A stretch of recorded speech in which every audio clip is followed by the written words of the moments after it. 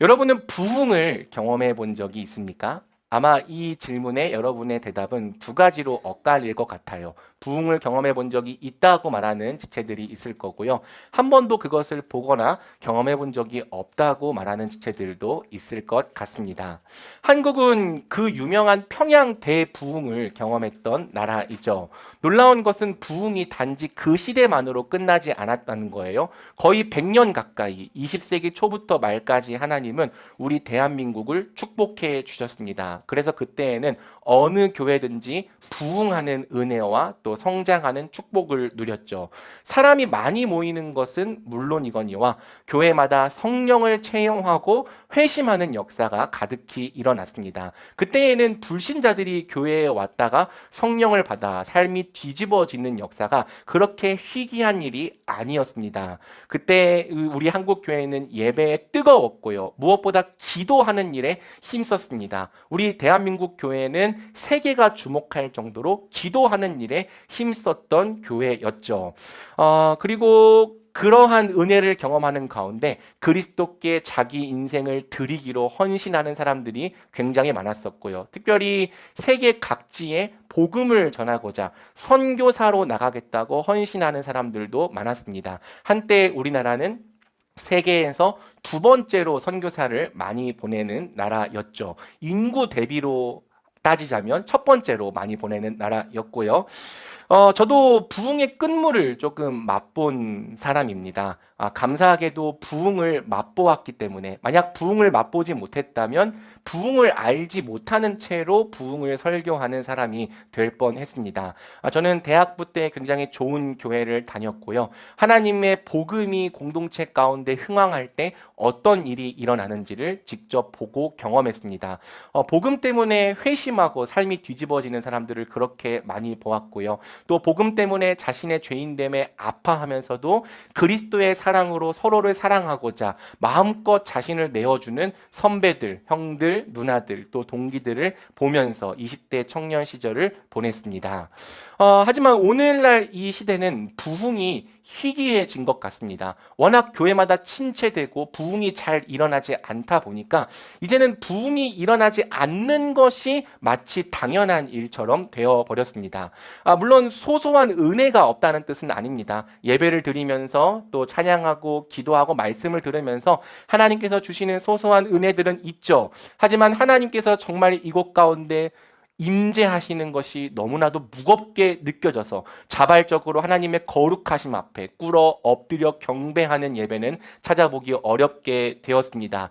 그 하나님의 거룩하심 앞에 나의 죄악됨이 얼마나 큰지가 발견되어서 철저히 회개하는 모습도 찾아보기 어렵게 되었죠. 하나님 한 분만을 기뻐하며 전적으로 그분께 자신을 드리는 헌신도 찾아보기 어렵게 되었고요. 모이기에 힘쓰는 것과 기도하기에 힘쓰는 모습도 찾아보기가 어렵게 되었습니다. 이제는 수백 명이 모이는 교회에서 단 한 명의 선교사도 나오지 않는 것이 당연한 일이 되어 버렸고요. 또 신학교마다 신학생들이 미달이 나는 것도 당연한 일이 되어 버렸습니다. 무엇보다 우리의 혼과 영과 관절과 골수를 찔러 쪼개기까지 하는 하나님의 능력이 우리 가운데 부어지지 않는 것을 우리는 당연하게 여기게 되었습니다. 슬프지만 우리의 신앙생활은 지나치게 평온해졌습니다. 무엇을 하든지 차분해지고 무엇을 하든지 침착해졌죠. 예배를 드리든지 기도를 하든지 아무 일도 일어나지 않는 것을 당연하게 여기게 되었습니다. 온 우주를 창조하신 하나님 앞에 매주 나오면서도 삶이 변화되지 않는 것을 당연한 일처럼 여기게 되었죠. 슬프지만 우리는 부흥이 없는 것에 익숙한 세대가 되어버렸습니다. 부흥이 무엇인지를 알지 못하고 또 부흥을 꿈꾸지도 않는 세대가 되었습니다. 그렇기 때문에 부흥을 위해서 함께 마음을 모아 기도하지도 않는 세대가 되었죠. 이런 상황에서 저는 느헤미야서를 묵상하는 동안 하나님께서 우리 교회에게 이 말씀을 나누라고 하시는구나라는 생각이 들었습니다. 느헤미야서는 포로기 이후에 유다 백성들에게 일어났던 작은 부흥을 우리에게 보여주고 있죠. 자, 본문으로 들어가기 전에 여러분은 부흥이 뭐라고 생각을 합니까? 사실 부흥에 대한 정의가 사람마다 다른 것 같습니다. 가장 많이 사용되는 의미는 사람이 많아지는 것이죠. 사람이 많아지면 우리는 부흥한다라고 쉽게 이야기를 합니다. 그 중에서도 청년들이 많이 모이면 최고로 쳐주죠. 청년들이 많이 모인다? 그러면 그 교회는 부흥하는 교회라는 이미지를 갖게 됩니다. 저는 그것이 부흥의 측면이 아니라고 말할 생각이 없습니다. 부흥하게 되면 반드시 양적인 성장이 따라오기 때문이죠. 하지만 사람들이 많이 모인다고 해도 성경적인 부흥의 특징과 열매들이 나타나지 않고 있다면 그것을 정말 부흥이라고 부를 수 있는 걸까? 또 우리는 수련회나 어떤 집회를 통해서 어떤 신앙의 체험을 하는 것을 부흥이라고 여기기도 합니다. 저는 그것도 좋다고 생각을 해요. 옛날에는 그거는 부흥이 아니다라고 쉽게 비판했었는데요. 오늘날에는 그러한 일이 워낙 안 일어나다 보니까 제발 그런 은혜라도 있으면 좋겠다라고 생각을 하게 되었습니다. 하지만 그럼에도 불구하고 수련회 때 경험한 그 은혜가 우리는 길게 이어지지 않는다는 것을 알고 있죠. 쉽게 뜨거워지지만 쉽게 식어버리고 또 그 다음에 삶의 변화로 이어지지 않는다면 그것을 정말 부흥이라고 부를 수 있는 걸까? 무엇이 진짜 부흥일까에 대한 정의가 생각보다 쉽지 않다는 것을 우리는 알게 됩니다. 이때 필요한 것은 항상 유일한 기준인 성경인 거죠.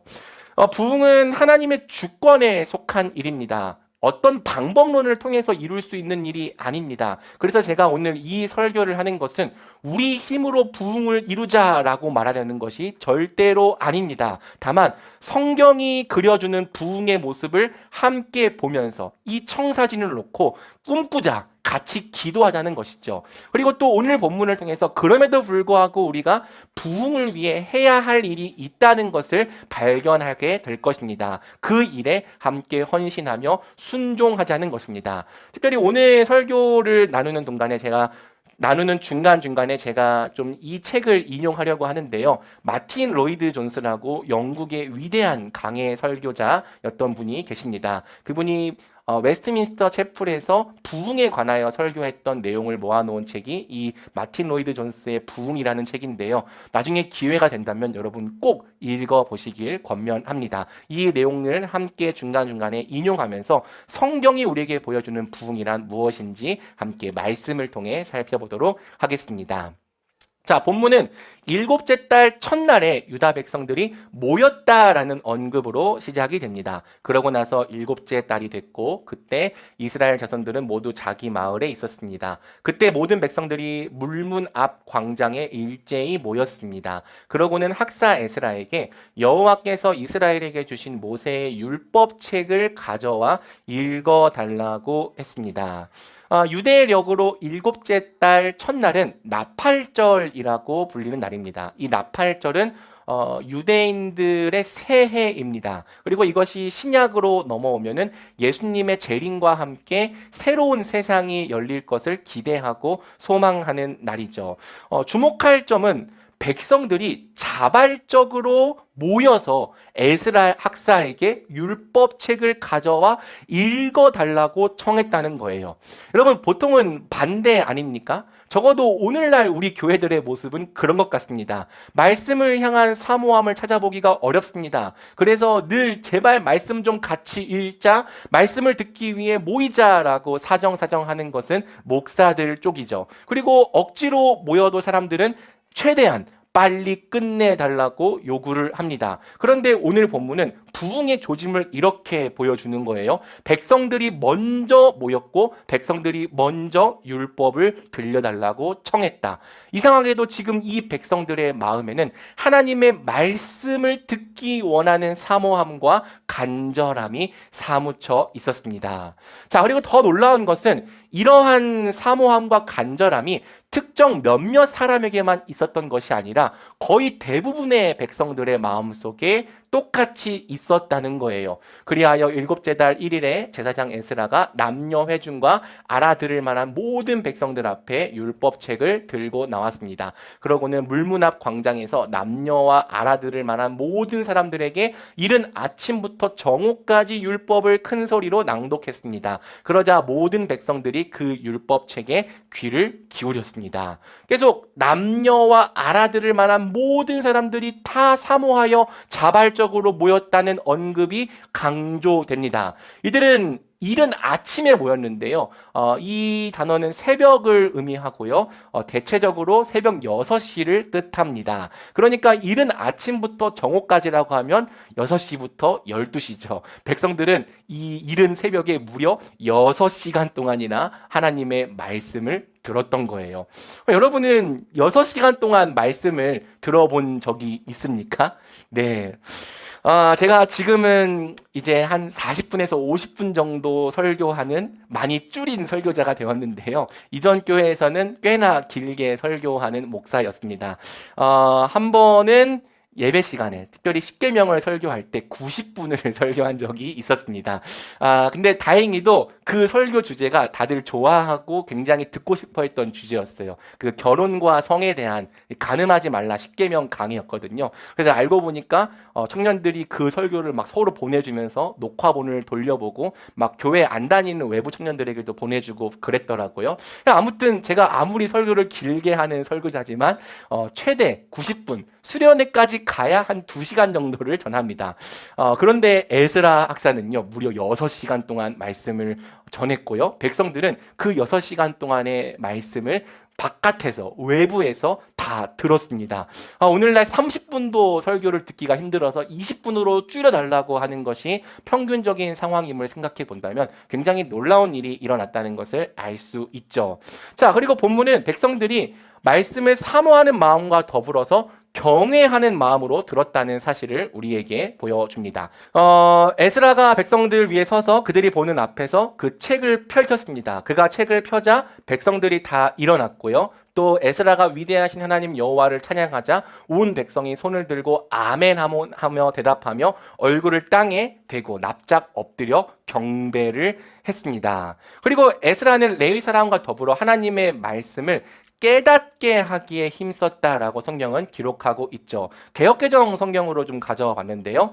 레위 사람들은 백성이 제자리에 서 있는 동안 그들에게 율법을 깨닫게 하였는데 하나님의 율법책을 낭독하고 그 뜻을 해석하여 백성에게 그 낭독하는 것을 다 깨닫게 하니 우리말 성경에는 설명해 주었다라고 되어 있는데 개역개정 성경에는 깨닫게 했다라고 되어 있습니다. 깨닫게 했다라는 것이 조금 더 좋은 번역입니다. 이것은 단순히 설명해 주었다라는 뜻을 넘어서 의미를 온전히 분별하고 이해할 수 있게끔 만들어 주었다는 거예요. 그래서 율법의 설명을 들을 때에 이 말씀이 이런 뜻이구나라고 받아들이고 동의하며 납득하게 만들었다는 것이죠. 그 결과 어떤 일이 벌어졌습니까? 유다 백성들이 하나님의 말씀을 깨닫게 되었습니다. 자기들이 들은 말씀을 이제 깨달았기 때문입니다. 자, 여러분, 이처럼 오늘 본문은 부흥이 하나님의 말씀을 중심으로 그리고 하나님의 말씀에 의하여 주도되어 가는 모습을 우리에게 보여줍니다. 백성들은 말씀 듣기를 사모했고 에스라는 말씀을 선포했습니다. 그리고 그 말씀이 선포될 때 백성들은 드디어 하나님의 말씀이 어떤 의미인지를 밝히 깨달아 알게 되었습니다. 이것이 말해주는 것은 분명합니다. 성경적인 부흥은 반드시 하나님의 말씀에 의하여 주도된다는 사실이죠. 사랑하는 여러분, 이 당연한 것 같지만 당연하지 않는 것처럼 되어버린 이 진리에 우리가 주목해 보면 좋겠습니다. 여러분, 오늘날 우리의 교회들은 정말 하나님의 말씀에 목숨을 걸고 있습니까? 참된 부흥은 오직 말씀에 의하여 주도된다는 믿음이 정말로 우리 모두에게 있습니까? 혹시 말씀만으로는 안 된다는 생각이 그리고 말씀만으로는 부흥할 수 없다는 생각이 은연중에 우리의 마음을 장악하고 있지는 않습니까? 사실 이 질문은 여러분들에게 해야 될 질문이 아니라 저 같은 사역자들에게 해야 하는 질문이죠. 우리 사역자들은 부흥이 정말 하나님의 말씀으로부터 올 것을 믿고 말씀을 전하는 일에 목숨을 걸고 있는가? 여러분, 안타깝지만 이제는 이 당연한 덕목을 보장할 수 없는 시대가 되어버린 것 같습니다. 다른 교회나 사역자들을 비난하려는 의도는 절대 없고요. 다만 제가 보고 경험한 진실을 여러분과 함께 나눌 필요가 있는 것 같아서 이 이야기를 하려고 합니다. 제가 신학교를 다닐 때 보니까요, 신학생들 중에서 성경을 정말 진지하게 연구하거나 또 공부하려고 하는 사람들이 의외로 많지 않다는 사실을 보게 되었습니다. 당연히 교회에서는 말씀을 가르치니까 신학교에서는 열심히 공부할 것 같지만 의외로 많은 전도사님들이 공부하지 않습니다. 교수님들이 내신 과제를 성심성의껏 진짜 연구하고 공부해서 내는 사람도 그렇게 많지가 않습니다. 여러분들이 대학생 때 했던 것처럼 신학생들도 인터넷에서 내용을 긁어다가 대충 짜깁기 해서 냅니다. 교수님이 수업을 할 때 그 수업에 진짜 주목을 하면서 수업을 듣는 사람들이 전체의 30%도 안 된다고 느꼈습니다. 그럼 대부분 뭘 하느냐? 뒤에서 교회 사역을 하고 있습니다. 영상을 만들고 있고 디자인을 하고 있고 또 SNS를 하고 있죠. 안타깝지만 신학생들이 신학과 성경을 모르는 상태로 신학교를 졸업하게 되었습니다. 사실 신학교 때 3년 말고는 목회자가 성경을 정말 집중적으로 공부할 수 있는 시간이 앞으로는 없거든요. 그 상태로 설교를 하고 사역을 하게 되고 있습니다. 성경을 진지하게 연구하는 사람들은 물론 있습니다. 하지만 전체에 비하면 굉장히 소수에 불과하죠. 고든 코넬의 석좌 교수인 데이비드 웰스라고 하는 사람은 이러한 작금의 현실을 보면서 이렇게 이야기를 했습니다. 신학이 실종되었다. 연구와 주해가 없는 설교가 강단에서 선포되고 있습니다. 또 묵상이 없는 설교가 조국 강단을 메우고 있습니다. 그래서 여러분, 성도들이 이상한 경험을 하게 되죠. 어떤 경험이요? 말씀을 듣는데 들을 말씀이 없는 경험이요. 말씀을 듣는데도 영혼의 갈급함과 주림이 해결되지 않고 여전히 배가 고픈 경험이요. 그러면 우리는 이런 질문을 해볼 수 있을 거예요. 아니, 신학생들과 목사들이 성경을 연구하지 않는다면 대체 무엇으로 사역을 하는가? 그런데 의외로 필드에 나와 보니까 꼭 말씀을 답으로 여기지 않아도 생각보다 방법이 많다는 것을 알게 되었습니다. 심지어 그러한 방법들이 의외로 잘 먹힌다는 것도 알게 되었죠. 일단 우리가 대형 교회를 중심으로 봤을 때 가장 파워풀한 사역은 여러분도 좋아하겠지만 찬양 사역입니다. 전공자로 구성된 이 화려한 풀 세션이 있으면 사람들은 벌써 설교를 듣기 전에 찬양을 통해서 은혜를 받습니다. 그리고 오늘날에는 영상을 잘 만드는 것과 특별히 SNS를 잘 만드는 것도 사역을 잘하는 중요한 능력으로 각광을 받게 되었죠. 제가 한 브랜딩 전문가가 교회 개척에 관하여 강의하는 내용을 들었는데 그 강사가 이렇게 이야기를 하더라고요. 오늘날 교회 개척을 성공할 수 있는 방법은 먼저 인스타 팔로워 1만 명을 모으라는 거예요. 열심히 릴스를 올리고 열심히 글을 올려서 1만 명을 모은 다음에 그 사람들 중에서 함께 모일 수 있는 오프라인 모임을 만들어서 모임을 하다 보면 교회가 개척될 것이다. 저처럼 400명도 안 되는 사람들에게는 전혀 불가능한 방법이죠. 그리고 오늘날에는 말을 잘하는 것도 굉장히 중요한 사역의 능력으로 각광을 받고 있습니다. 이제는 내용보다 커뮤니케이션을 잘하는 설교자가 더 능력 있는 설교자로 인정을 받는 시대가 되었죠.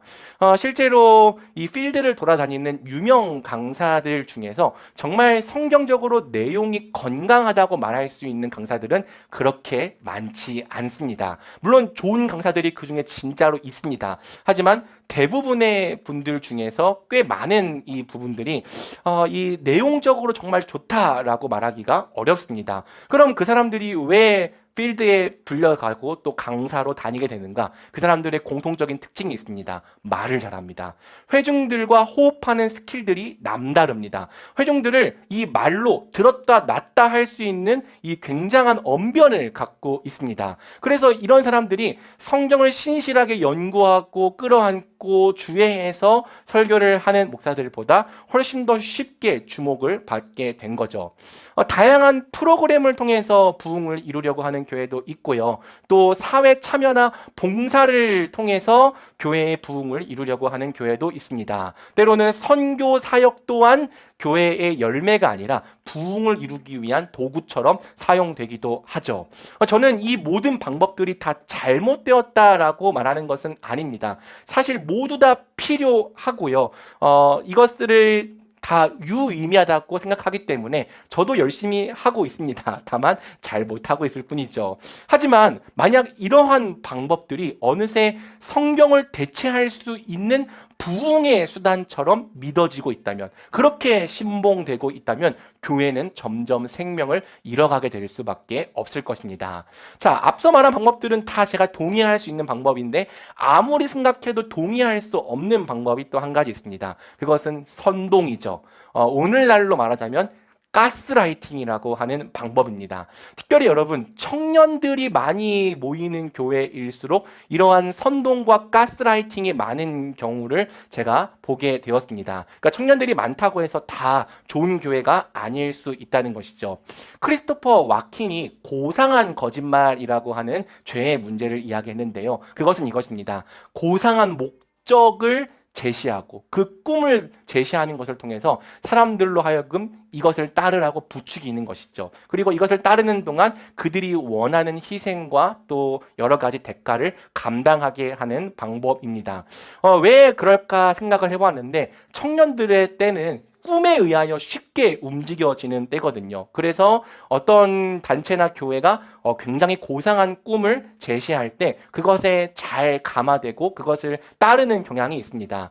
물론 여러분, 그 고상한 꿈 자체는 문제가 아닙니다. 우리는 하나님의 나라를 바라보아야 하고 세계 선교를 바라보아야 합니다. 하지만 그 고상한 꿈을 따르라고 부추김을 받는 동안 자신이 행해야 되는 희생이나 어떤 대가들을 정당한 것으로 강요받는 것에 문제가 있다는 것이죠. 그래서 여러분, 문제는요, 그 꿈이 깨어지는 순간에 찾아옵니다. 20대 때는 그것이 전부인 줄 알고 따랐지만 30대 정도가 되면은 내가 고상한 거짓말을 따르고 있었구나, 들통이 나는 거고요. 극심한 현타를 느끼게 되는 거죠. 제가 상담했던 한 청년은 이렇게 이야기를 했습니다. 굉장히 급진적인 선교단체, 그러니까 선교단체가 다 나쁜 건 아니지만 급진적인 선교단체에서 10년 이상 열심히 헌신했다가 빠져나온 사람이 한 이야기인데요.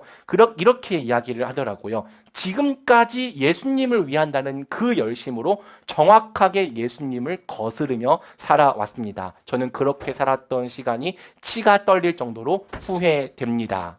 안타까운 것은 이 선동이 사실상 이단들도 즐겨 사용하는 방법이라는 거죠. 여러분, 우리가 이것을 통해서 분명하게 확신할 수 있는 것은 양적인 성장이 하나님의 부흥이라는 사실을 보장하지 않는다는 거예요. 사실 사람을 모으는 것은 인간적인 방법으로도 얼마든지 가능합니다. 하지만 거기에는 결정적으로 성경이 증언하는 부흥의 열매가 부재할 수 있죠. 그래서 그런지 말씀이 부재한 교회는 마치 DNA가 손상된 것처럼 기형적인 신앙을 자주 양산해내게 되는 것을 보게 됩니다. 자, 여기서 마틴 로이드 존스 목사님의 말씀을 좀 인용해 보고 싶은데요. 마틴 로이드 존스 목사님은 말씀, 즉 참된 교리와 진리의 회복 없이는 부흥도 없다고 말씀을 하십니다. 제가 한번 읽어드릴게요. 어떤 진리들, 기독교 진리의 어떤 측면들을 덮어버리거나 무시해버리는 일은 오랜 역사상 교회가 침체에 빠질 때마다 어김없이 나타났던 주된 특징이었습니다. 교회사를 읽으면서 교회가 빈사 상태에 빠져 그 존재의 의미를 완전히 잃은 듯한 침체의 시기들을 살펴보면 교회의 전체적인 입장에 빠져서는 안 될 기묘한 진리들이 부인되거나 가려지거나 무시당한다는 특징이 그 당시 교회의 삶에 가장 크게 나타났다는 사실, 거기에 전혀 예외가 없다는 사실을 알게 됩니다.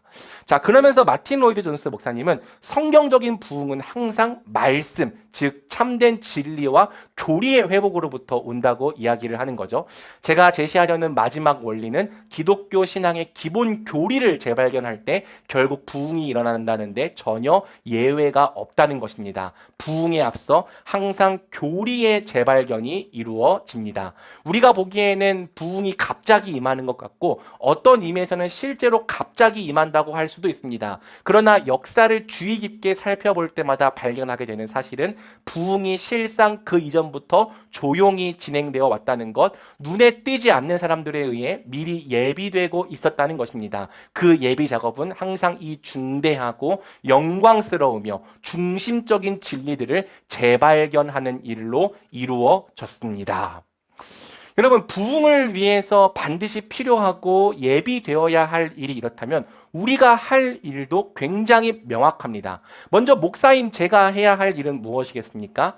세상과 타협하지 않고 때를 얻든지 얻지 못하든지 성경을 설교하는 일이죠. 바울은 디모데에게 쓴 편지에서 이렇게 이야기를 합니다. 너는 말씀을 전파하여라. 때를 얻든지 못 얻든지 항상 힘써라. 끝까지 오래 참고 가르치며 책망하고 경계하고 권면하여라. 성경을 선포할 때 사람들이 항상 즐겨 듣지는 않을 것입니다. 복음을 설교할 때 어떤 사람들은 이것이 실증이 난다며 거부하고 거절하기도 할 것입니다. 하지만 목사가 해야 될 일은 무엇입니까? 복음의 메시지를 바꾸지 않는 것입니다. 사람들이 듣고 싶어하는 메시지로 바꾸지 않는 것입니다. 때를 얻든지 얻지 못하든지 계속해서 하나님의 말씀을 선포하는 것입니다. 유행을 따라가지 않는 거고 쉽고 빠른 길을 선택하지 않는 것입니다. 끝까지 성경으로 오래 참고 가르치며 책망하고 경계하며 권면하는 것이 바로 말씀의 사역자인 제가 할 일이죠. 그렇다면 이제 여러분이 해야 될 일이 무엇인지 가르쳐 드리겠습니다. 우리 한번 디모데후서 4장 3절과 4절을 같이 읽어보겠습니다. 시작! 때가 오면 사람들이 바른 교훈을 받지 않고 오히려 욕심을 따라 귀를 즐겁게 하는 말을 하는 스승들을 많이 모아들일 것이다. 또 그들은 진리에서 돌이켜 허황된 이야기에 귀를 기울일 것이다. 여러분들이 해야 될 일은 무엇입니까? 귀를 즐겁게 하는 말이 아니라 성경에 매여야 합니다. 여러분은 성경과 씨름해야 합니다. 성경이 달게 느껴질 때만 성경을 듣는 것이 아니라 때로는 너무나도 뻑뻑하게 느껴질 때에도 잘 씹히지 않고 소화되지 않는 것처럼 느끼는 때에도 여러분들은 성경을 포기하지 말고 성경과 씨름해야 합니다. 우리 공동체는 말씀에 심기는 교회라는 이름답게 항상 어떠한 때든지 성경과 씨름하는 교회가 될 것입니다. 포기하지 않고 우리가 성경과 씨름하고 있다면 때가 되었을 때 하나님께서 우리 가운데 놀라운 역사를 이루실 것이라고 믿습니다. 자, 성경적인 부흥의 특징 두 번째를 함께 살펴볼 텐데요. 그것은 바로 말씀 위에 성령이 역사하실 때 일어난다는 것이죠. 성경적인 부흥에는 언제나 성경과 성령이 함께 일합니다. 중요한 것은 이 둘 중에 어느 하나도 결여되어서는 안 된다는 거예요.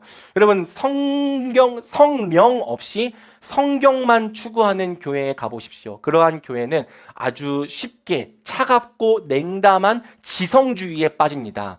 아는 것이 많지만 움직이지 않고요. 행동하지 않습니다. 실천하지 않고 오직 남을 비판하는 일에만 날이 서 있죠. 그리고 반대로 성경 없이 성령만 추구하는 교회를 가보십시오. 그러한 교회는 무질서한 열광주의에 빠져 있습니다. 행동이 많고 실천이 많이 있지만 사람마다 자의적인 해석과 신앙으로 생활을 하고 있죠. 결코 질서를 찾아보기가 어렵습니다.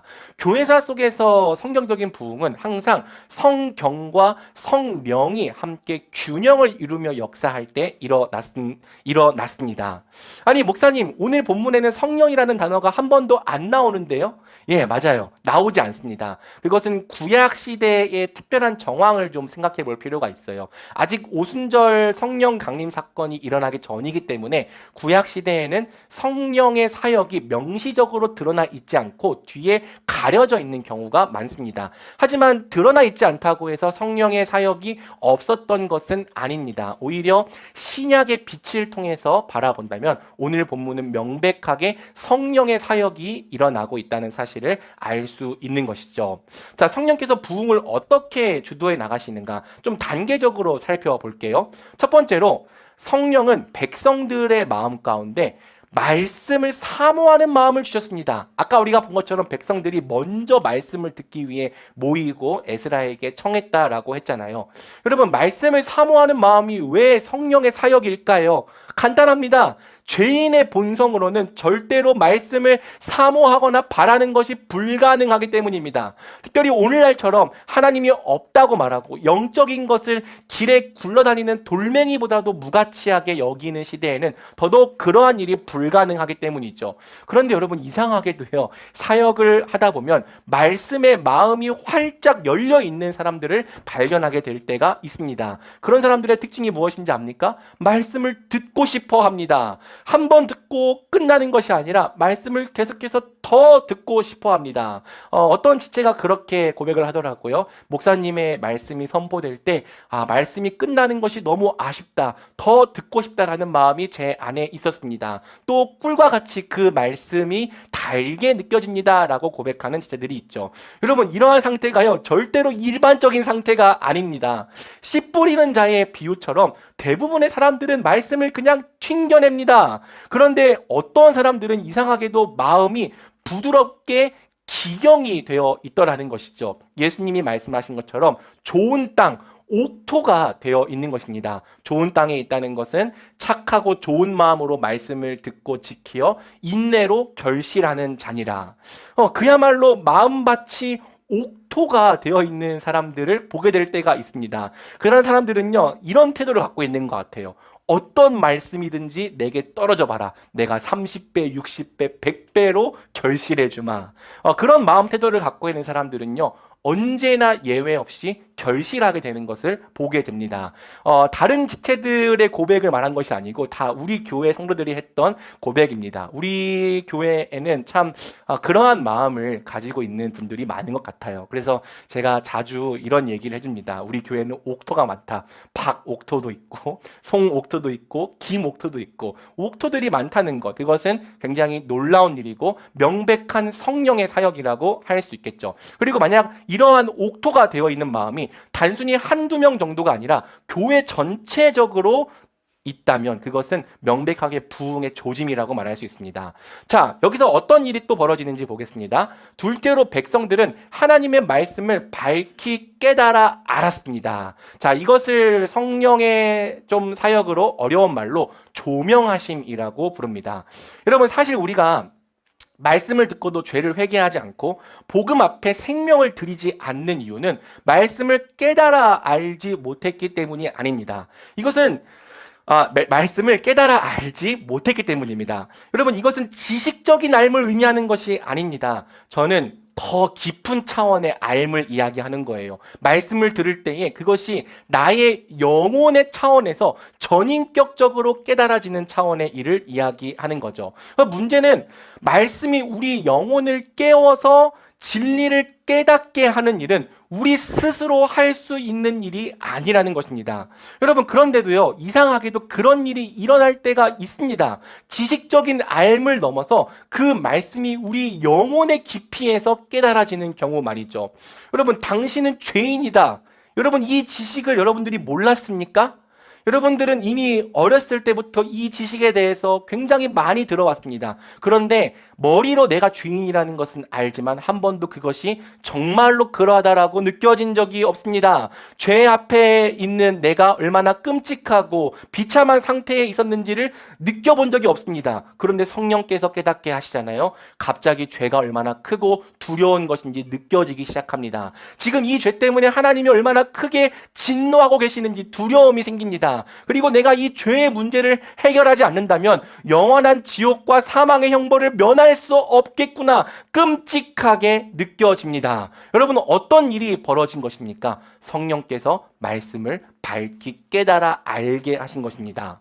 다른 것도 있죠. 그리스도께서 바로 당신을 위해 죽으셨다. 그리스도께서 바로 당신을 위해 십자가를 지셨다. 몰랐던 지식입니까? 아니요. 여러분은 이미 다 알고 있는 지식입니다. 어렸을 때부터 귀에 못이 박히도록 많이 들어왔던 지식이라고요. 하지만 전에는 십자가를 봐도 아무런 감격과 감흥이 없었습니다. 예수님께서 십자가를 지신 것은 그건 그 일이고 나의 일과는 상관이 없다고 느껴졌습니다. 그런데 성령께서 이 복음을 우리의 마음 가운데 깨닫게 해주시는 순간 비로소 예수 그리스도의 십자가가 나의 십자가로 보이기 시작합니다. 그분이 죽으시지 않았고서는 내가 살 수 없었다는 사실이 보여지기 시작합니다. 그리고 그분이 나를 위해 십자가를 지셨기 때문에 내가 그 십자가 앞으로 나아간다면 살 수 있겠다라고 하는 소망이 발견되기 시작합니다. 그래서 복음 앞에 제시된 그 십자가의 말씀 앞에 내 자신을 들여 나아가게 되는 것이죠. 여러분, 그리고 어떻게 하나님의 아들이 나를 위해 죽을 수가 있는가? 감사하게 되고 감격하게 되는 거예요. 앞으로는 더 이상 나를 위해 살지 않고 그 사랑에 반응하는 삶을 살아가게 되는 거죠. 여러분, 이 말이 어떤 의미인지를 잘 이해해 보십시오. 문제는 항상 여기에 있습니다. 안다고 아는 것이 아닙니다. 성령께서 알게 해주셔야 진짜로 아는 것입니다. 여러분들이 이제까지 말씀을 들어도 변화되지 않고 삶이 바뀌지 않았던 이유는 진짜로 아는 것이 아니었을 수 있습니다. 늘 머리로 아는 데서만 그쳤지 성령께서 알게 하시는 단계까지 나아가지 못했기 때문일 수 있는 것이죠. 하지만 사랑하는 여러분, 성령께서 진리를 깨닫게 하실 경우에는 반드시 세 번째 성령의 사역까지도 경험을 하게 됩니다. 그것은 성령께서 진리를 우리의 영혼 가운데 전인격적으로 적용해 주시는 사역이죠. 이러한 사역을 조금 어려운 말로 성령의 감화라고 부릅니다. 자, 오늘 본문은 하나님의 말씀을 밝히 깨달아 알았던 유다 백성들에게 어떤 일이 일어났는지를 보여줍니다. 우리 한번 개역개정 버전으로 8절과 9절을 같이 읽어볼까요? 시작! 하나님의 율법책을 낭독하고 그 뜻을 해석하여 백성에게 그 낭독하는 것을 다 깨닫게 하니 백성이 율법의 말씀을 듣고 다 우는지라.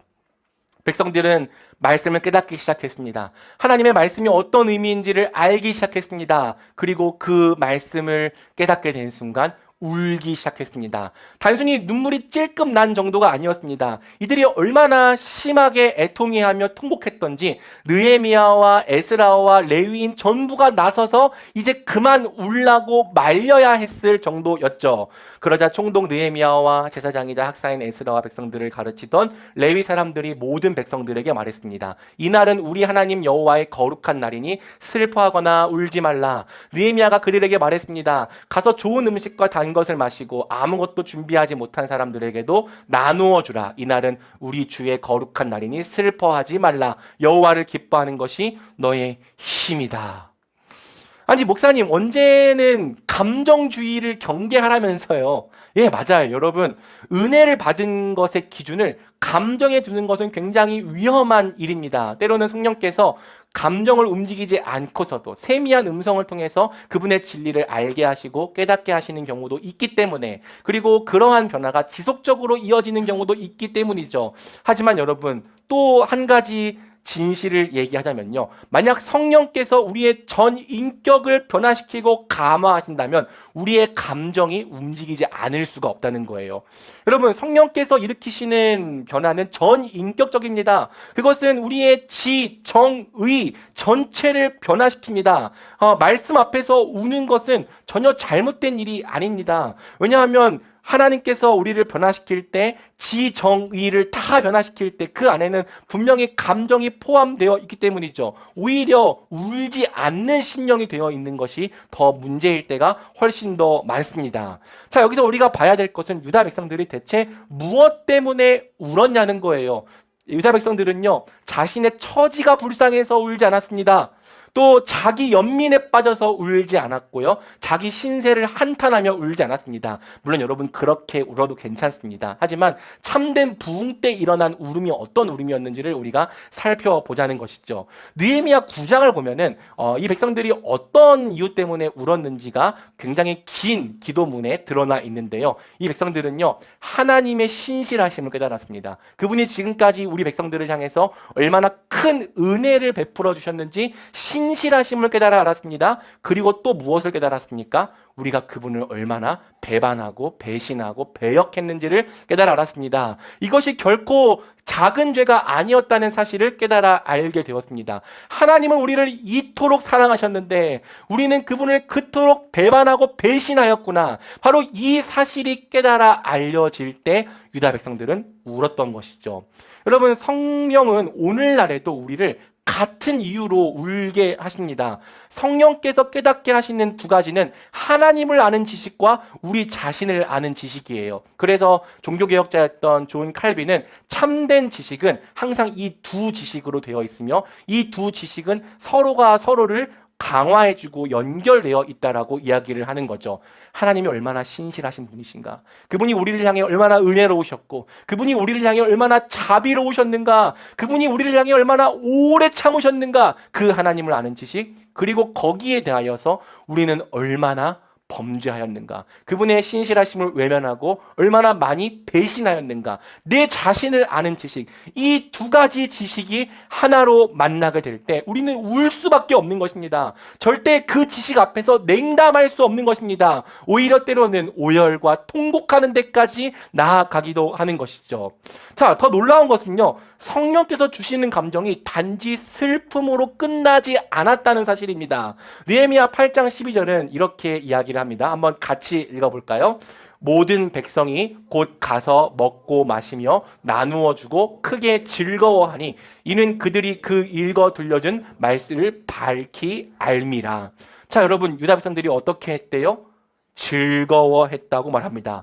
말씀을 듣고 이제까지 펑펑 울며 오열했던 유다 백성들은 이제는 크게 즐거워했습니다. 여러분, 이 사실이 보여주는 것은 분명합니다. 말씀 앞에서 애통하며 눈물을 흘리며 회개한 다음에는 반드시 기쁨이 찾아온다는 것이죠. 왜? 이제는 죄를 회개했거든요. 내 삶을 옥죄고 있었던 우상과 결별하기로 했거든요. 나를 용서해 주시고 새롭게 하시는 그 하나님의 은혜를 경험하게 되었거든요. 여러분, 성령은 말씀과 함께 역사하십니다. 그리고 그 말씀을 통해서 우리의 혼과 영과 관절과 골수를 찔러 쪼개기까지 하십니다. 성령께서 역사하실 때 우리는 말씀을 사모하는 것으로부터 시작해서 그 말씀을 분명히 깨달아 알게 되는 것, 그리고 그 말씀 앞에서 애통하게 되는 것, 그리고 결국에는 그 말씀을 통해서 기뻐하고 자유하게 되는 것까지 나아가게 되는 것이죠. 여러분, 이것은 여러분들이 이미 경험해 본 사실이라는 것을 저는 믿습니다. 말씀 앞에서 회개하고 또 말씀 앞에서 철저히 엎드린 다음에는 반드시 기쁨이 찾아온다는 사실을요. 여러분, 성경적인 부흥을 위해서 우리는 반드시 성령의 역사를 간구해야 합니다. 부흥은 철저히 하나님의 주권에 달린 일입니다. 비밀은 항상 성령에 있죠. 말씀만 있다고 이룰 수 있는 일이 아닙니다.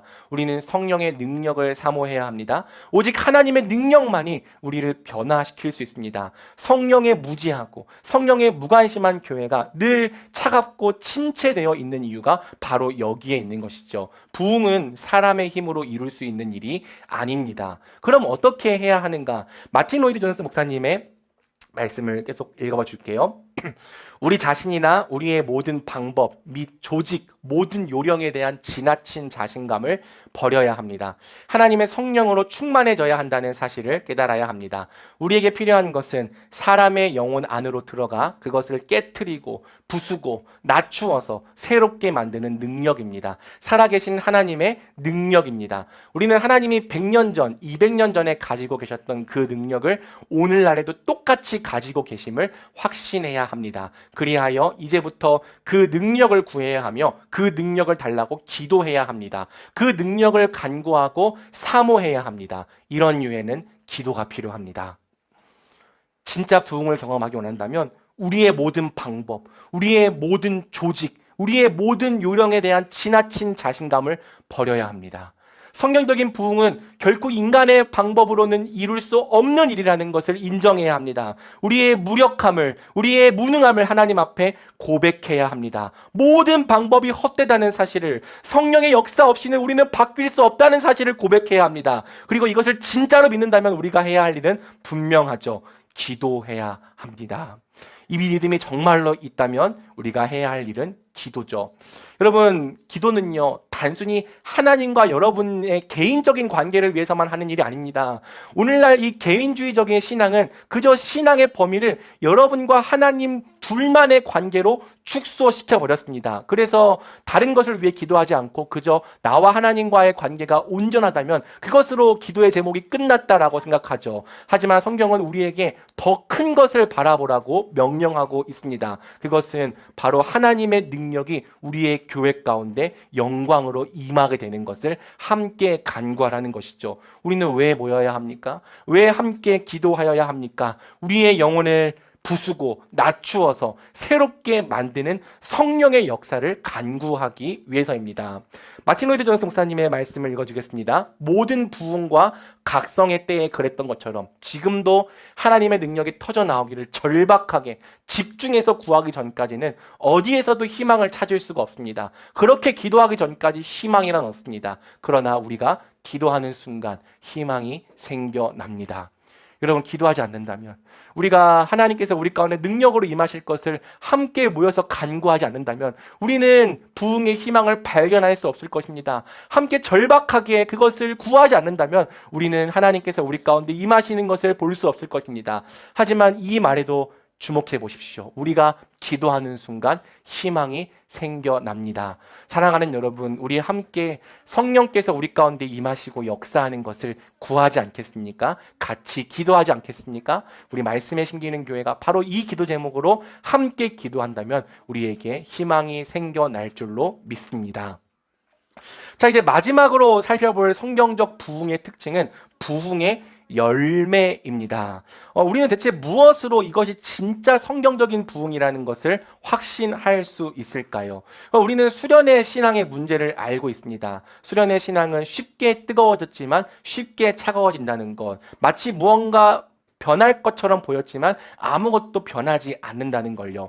만약 수련의 신앙이 진짜로 부흥이었다면 대한민국의 교회는 벌써 다 바뀌고 뒤집어졌을 것입니다. 그런데 그저 감정으로 끝날 뿐 참된 부흥으로 나아가지 못할 때가 굉장히 많다는 현실을 우리는 보게 되죠. 무엇을 통해서 진짜 부흥인 것을 알 수 있는가? 열매를 살펴야 합니다. 우리 예수님의 말씀처럼 항상 열매로 모든 것을 알기 때문이죠. 자, 이튿날에 백성들이 또 말씀을 듣기 위해서 모였습니다. 그리고 백성들은 말씀을 들으면서 한 가지를 발견하게 됩니다. 한번 같이 읽어볼까요? 시작! 그들은 율법에 기록된 것으로 여호와께서 모세를 통해 명령하신 것을 발견했습니다. 그 명령은 7째 달 절기 동안 초막절을 지켜야 한다는 것이죠. 초막절이 어떤 것인지에 대한 설명은 오늘 생략하도록 하겠습니다. 중요한 것은 유다 백성들이 한 번도 실천해 본 적이 없었던 이 명령을 실천해 보기로 결단했다는 것입니다. 그리하여 백성들은 밖으로 나가 가지를 주워와서 초막을 지었는데, 그리고 포로로 잡혀갔다가 돌아온 무리들은 모두 초막을 짓고 그 안에 살았습니다. 여러분, 이제까지 해왔던 일이 아닙니다. 백성들은 초막절을 지켜본 적이 없어요. 그런데 말씀 속에서 우리가 무엇을 해야 하는지 명령을 발견했습니다. 그리고 한 번도 해보지 않았던 이 어색한 일을 실제로 실천해 보기로 결단했습니다. 그리고 실천했을 때 어떤 일이 벌어졌습니까? 그날 눈의 아들 여호수아 시절부터 그날까지 이스라엘 백성들이 이렇게 한 적이 없었기 때문에 그들은 기쁨을 감출 수 없었습니다. 말씀을 실천하는 데 주어지는 기쁨을 발견하게 되었죠. 여러분, 이 장면을 통해서 우리는 성경적인 부흥의 열매가 무엇인지를 발견하게 됩니다. 그 열매는요, 먼저 하나님의 말씀 속에 있는 명령을 재발견하는 것으로 시작됩니다. 성경을 읽어보니까 이런 명령이 있었네. 하나님께서 우리에게 이렇게 살라고 명령하셨네. 전에는 이 명령을 알지 못했거든요. 알았어도 그 명령대로 살아본 적이 없었거든요. 그런데 하나님께서 성경과 성령으로 역사하시는 순간 다시 하나님의 명령이 재발견되기 시작하는 거예요. 그리고 그 명령을 아는 데서 그치지 않고 실제로 실천하는 데까지 나아가게 되는 거죠. 이것이 수련의 신앙과의 차이점이라고 생각합니다. 수련의 신앙은 감정으로 끝나지만 참된 부흥은 반드시 실제로 순종하는 자리까지 우리를 이끌어 갑니다. 그리고 여러분, 하나님의 명령대로 실제로 실천해 보니까 거기에는 전에 누려보지 못했던 새로운 차원의 기쁨이 있다는 것을 발견하게 되는 것이죠. 여러분, 성경 속에서 내 것을 형제 자매들과 나누라는 명령을 발견했습니다. 이제까지는 내 것을 나눈 적이 없었습니다. 왜? 내 것은 내 것이거든요. 내가 노력해서 내 힘으로 얻은 것인데 이것을 내가 왜 나누어야 하는가라고 생각했습니다. 그런데 말씀을 통해서 나누라는 명령을 발견했고 형제 자매들에게 내가 가진 것을 나누어 보기 시작했습니다. 아주 작은 것이지만 나누어 보기 시작했습니다. 그런데 우리 예수님의 명령대로 주는 자에게 더 복이 있다는 사실을 느끼게 되었습니다. 내 것을 나누는 것에 전에는 누려보지 못했던 큰 기쁨이 있다는 것을 깨달아 알게 되는 것이죠. 그리고 여러분, 성경 속에서 다른 지체들을 섬기라는 명령을 발견했습니다. 전에는요, 절대로 순종하려고 하지 않았던 명령입니다. 여러분, MG3류라고 들어본 적이 있습니까? 저도 전에 저에게 말해주었던 청년이 통해서 알게 되었는데요. 이걸요? 제가요? 왜요? 이게 이제 MG3류래요. 누가 뭘 하라고 하면은 이걸요? 제가요?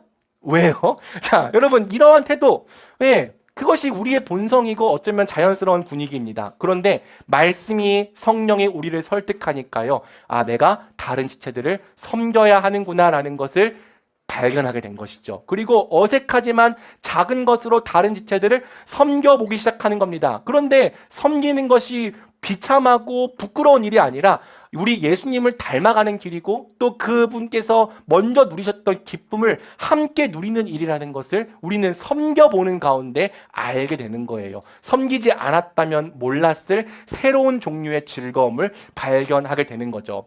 성경에서 모이기를 패하지 말고 성도의 교제를 나누며 함께 기도하라는 명령을 발견했습니다. 전에는요, 나를 위해서 시간을 쓰는 게 당연했고 굳이 귀찮게 거기까지 나아가는 것을 어렵게 생각했거든요. 그런데 말씀대로 모였습니다. 그리고 성도의 교제를 나누며 함께 기도했습니다. 그렇게 모이고 성도들과 함께 교제하는 동안 세상에서 얻을 수 없는 힘과 위로가 부어진다는 사실을 우리는 순종하면서 알게 되는 거죠. 성경 속에서 구제를 행하라는 명령을 발견했습니다. 그런데 이것을 해보니까요, 하나님의 사랑을 나누는 일이 이렇게 기쁘고 감사한 일이었구나, 새로운 차원의 기쁨을 알게 됩니다. 복음을 전하라는 명령을 발견했습니다. 전에는 어려웠거든요. 그런데 복음을 실제로 전해보고 나니까 여기에는 굉장한 감격이 있다는 사실을 알게 되는 거죠. 예수님의 명령대로 누군가를 용서해 보았는데, 용서하기가 너무 어려웠는데 용서했더니 마음의 자유가 찾아오는 것을 경험하게 됩니다. 그리고 명령대로 연약한 지체들을 용납해 보면서 나를 용납하신 하나님의 사랑이 얼마나 큰 것인지를 새롭게 더욱더 깊이 깨달아 알게 되는 거죠. 여러분, 이게 진짜 부흥의 진정한 증거고 열매입니다. 하나님의 명령을 재발견하는 것이요. 그리고 그 명령에 실제로 순종해 보면서 전에는 경험해 보지 못했던 완전히 새로운 차원의 기쁨을 알게 되는 것 말입니다. 여러분, 이 기쁨을 알게 되잖아요. 우리는 더 이상 죄가 주는 싸구려 기쁨으로 돌아가려 하지 않을 거예요. 나만을 위해 살고자 했던 이기적인 삶으로 돌아가려고 하지 않을 것입니다. 대신 하나님의 말씀에 순종하며 사는 삶에는 진짜 기쁨, 하나님 나라의 아름다움이 있다는 사실을 굳게 신뢰하면서 우리는 어떻게든지 그러한 삶을 살아가고자 힘쓰게 될 것이죠. 그리고 여러분, 우리가 하나님의 명령을 재발견하고 순종하게 될수록 우리는 우리의 교회가 성경에 기록된 한 모습 모습에 수렴하게 된다는 사실을 알게 됩니다. 자, 마지막으로 마틴 로이드 존스 목사님의 말씀을 읽어줄게요. 여러분은 이 크고 영광스러우며 강력한 시기가 임할 때마다 교회가 예전에 얻었던 무언가로 복귀하는 듯 보인다는 사실을 발견할 것입니다. 아니, 좀 더 구체적으로 말해 보겠습니다. 여러분은 그런 시기가 올 때마다 교회가 사도행전에 나오는 모습으로 복귀하는 듯 보인다는 사실을 발견할 것입니다. 여러분, 이게 진짜 부흥의 증거예요. 하나님의 말씀을 재발견하고 그 말씀에 순종하는 기쁨을 누리며 살아가잖아요. 그러면 우리의 교회가 이상하게도 지극히 한 모습에 수렴하게 됩니다. 그리고 그 모습은 사도행전 속에 기록되어 있던 바로 그 초대교회의 모습이죠. 성경과 성령으로 새로워진 우리가 하나님의 명령을 재발견하고 순종하게 될 때 우리는 점점 성경에 기록된 초대교회의 모습을 회복하게 될 것입니다. 전에는 그저 성경 속에만 있었던 이상적인 교회의 모습이었거든요. 그런데 더 이상 그 교회가 성경 속에만 기록되어 있는 것이 아니라 우리의 교회와 같다는 사실을 보게 될 것입니다. 그리고 보는 정도를 넘어 실제로 우리가 그렇게 살아가게 되는 모습을 보게 될 것입니다. 우리 사도행전 2장 44절과 46절 말씀 같이 읽어볼까요? 시작! 믿는 사람들이 모두 함께 모여 모든 물건을 함께 쓰며 재산과 소유물을 팔아 각 사람에게 필요한 대로 나눠 주었습니다. 그리고 날마다 성전에서 한 마음으로 모이기를 힘쓰고 순수한 마음으로 음식을 나눠 먹었습니다. 바로 이 모습이요. 믿는 사람들이 함께 모이고 자신의 것들을 값없이 나누는 모습이요. 항상 모이기에 힘쓰며 또 모일 때마다 떡을 떼면서 하나님을 찬미하고 서로를 사랑하는 바로 이 모습이요. 부흥이 진짜로 임한다면 우리는 교회가 바로 이와 같은 모습으로 변화되어 가는 것을 보게 될 것입니다. 그리고 초대교회를 닮아간다면 그 다음에 일어날 일도 분명하죠. 그리고 하나님을 찬양하고 사람들로부터 칭찬을 받아 주께서 날마다 구원받는 사람들을 더하게 하셨습니다. 우리 교회가 이런 모습으로 부흥하잖아요. 날마다 하나님께서 구원받는 사람들을 더하여 주는 모습도 보게 될 줄로 믿습니다. 말씀을 맺겠습니다. 여러분들은 부흥을 경험해 본 적이 있습니까? 지금까지 어떤 경험을 해보았든지 이제 과거의 일은 과거로 보내버립시다. 과거에는 우리가 이러한 모습이었다라는 추억에 젖어 살지 맙시다. 대신에 앞으로 새 일을 행하실 그 하나님을 같이 기대하면 좋겠습니다. 성경과 성령을 통해 하나님의 능력이 우리에게 임하고 우리의 삶과 또 교회 전체가 새로워지는 은혜를 꿈꾸길 원합니다. 부흥을 갈망하며 때를 얻든지 얻지 못하든지 하나님의 말씀에 매달리고 주께서 우리에게 능력으로 임하시기를 함께 간구합시다. 우리 말씀에 심기는 교회가 부흥을 모르는 세대로 끝나지 않기를, 부흥을 추억하는 세대로 끝나지 않기를, 도리어 오늘 우리에게 역사하시는 부흥 가운데 자라가는 교회가 되기를 간절히 소망하며 축복합니다. 아멘.